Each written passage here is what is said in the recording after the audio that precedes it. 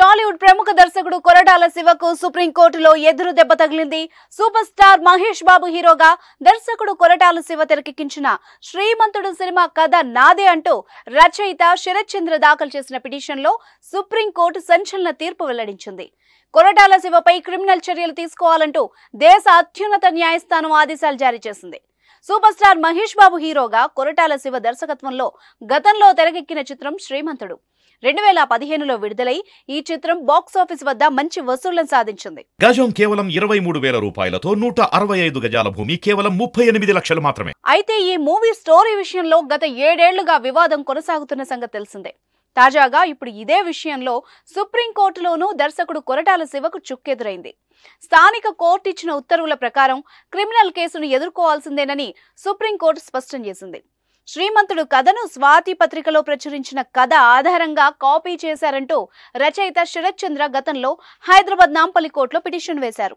ఆయన పిటిషన్పై విచారణ చేసిన న్యాయస్థానం దర్శకుడు కొరటాల శివపై క్రిమినల్ చర్యలు తీసుకోవాలని ఆదేశించింది. దీంతో నాంపల్లి కోర్టు ఇచ్చిన ఆదేశాలను సవాల్ చేస్తూ కొరటాల తెలంగాణ హైకోర్టును ఆశ్రయించారు. ఆ తర్వాత మళ్లీ శ్రీమంతుడు కథను కాపీ కొట్టారంటూ ఉన్న ఆధారాలని రచయిత శరత్ చంద్ర కోర్టుకు సమర్పించారు. అవి నిజమేనని నిర్ధారిస్తూ రచయితల సంఘం కూడా నివేదిక ఇచ్చింది.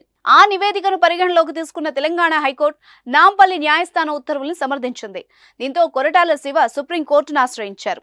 ఆయన దాఖలు చేసిన పిటిషన్పై జస్టిస్ హృషికేశ్ రాయ్, జస్టిస్ ప్రశాంత్ కుమార్ మిశ్రాలతో కూడిన ధర్మాసనం విచారణ జరిపించింది.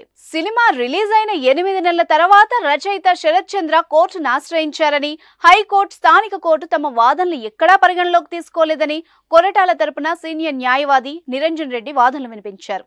అయితే రచయితల సంఘం నివేదిక ఆధారంగా స్థానిక కోర్టు నిర్ణయం తీసుకుందని, తీర్పులో స్పష్టమైన అంశాలున్నాయని సుప్రీం ధర్మాసనం పేర్కొంది. కొరటాల శివ పిటిషన్ పరిగణలోకి తీసుకుని తదుపరి విచారణ జరపడానికి ఏమీ లేదని క్లారిటీ ఇచ్చింది. పిటిషన్ను డిస్మిస్ చేయమంటారా లేక మీరే వెనక్కి తీసుకుంటారా అని న్యాయవాది నిరంజన్ రెడ్డిని కోర్టు ప్రశ్నించింది. దీంతో తామే పిటిషన్ వెనక్కి తీసుకుంటామని చెప్పడం వల్ల అందుకు అనుమతినిచ్చింది.